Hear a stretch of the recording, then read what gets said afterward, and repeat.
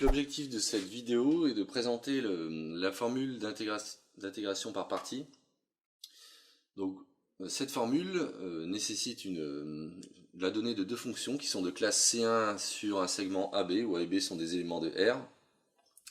Et en fait, la vidéo va se diviser en deux parties. La première où je vous présenterai l'origine de la formule d'intégration par partie, et la seconde où on fera une application de cette formule sur un cas concret. Donc la première chose, c'est de se demander d'où vient la formule d'intégration par partie, et la formule d'intégration par partie en fait est une conséquence directe d'une formule déjà bien connue qui est la dérivée d'un produit. Donc si on se donne deux fonctions de classe C1, c'est-à-dire qui sont non seulement dérivables et dont la dérivée est continue, on peut calculer en particulier le produit de deux fonctions u fois v, enfin la dérivée du produit de deux fonctions, donc uv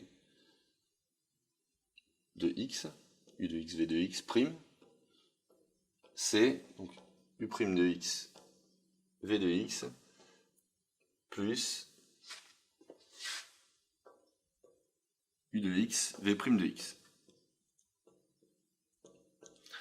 Alors d'où vient la formule d'intégration par partie? Cette formule consiste simplement à intégrer cette dérivée produit entre deux réels qu'on appelle a et b. L'intégrale de u de x, v de x' dx sera égale du coup à l'intégrale de a à b de u' de x, v de x dx. Et comme l'intégrale est linéaire, en fait, ce sera l'intégrale plus l'intégrale de a à b de u de x, v' de x dx. Voilà, alors si on regarde ces morceaux, qu'est-ce qu'on remarque? C'est que le premier morceau ici se simplifie, si bien qu'on peut l'écrire sous la forme de u fois v, enfin u de x, v de x pris entre a et b. Pourquoi? Parce que, en fait, uv est une primitive de uv'. Si bien que ceci nous permet d'obtenir la fameuse formule d'intégration par partie, qui est la suivante, c'est-à-dire que l'intégrale de a à b de u' de x, v de x dx sera égale à la différence entre u de x, v de x pris entre a et b, c'est-à-dire u de b, v de b moins u de a, v de a,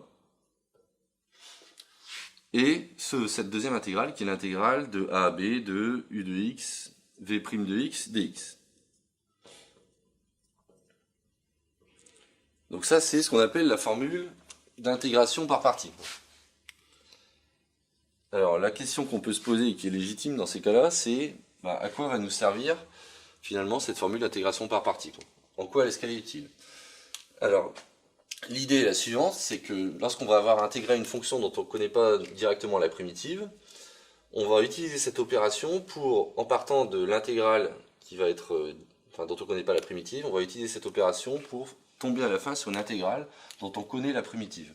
Donc là, je vais vous faire un cas concret directement pour vous montrer un petit peu comment ça se passe sur, par exemple, l'intégrale donc de 0 à pi de sinus x fois x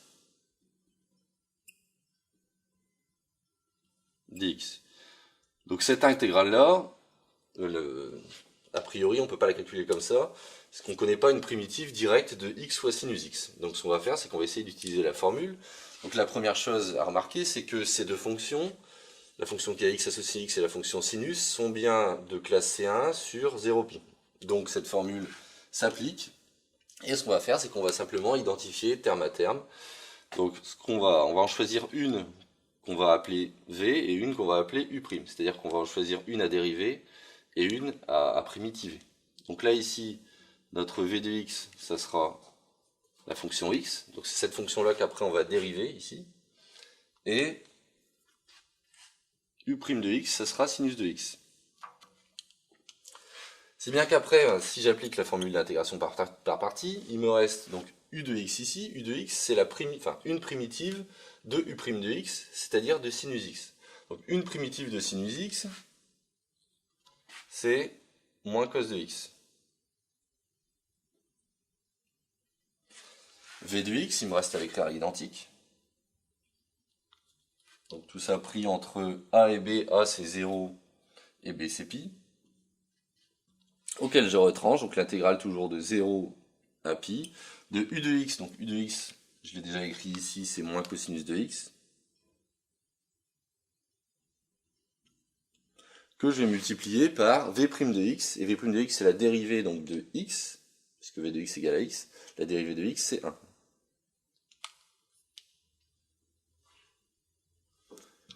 Voilà, alors là, qu'est-ce qui s'est passé? Ben, au départ, on avait quelque chose qu'on ne pouvait pas primitiver, donc on ne pouvait pas calculer cette intégrale. Là, on se retrouve avec, en gros, l'intégrale de cos x, et cette intégrale-là, on connaît la primitive, on va pouvoir la calculer explicitement.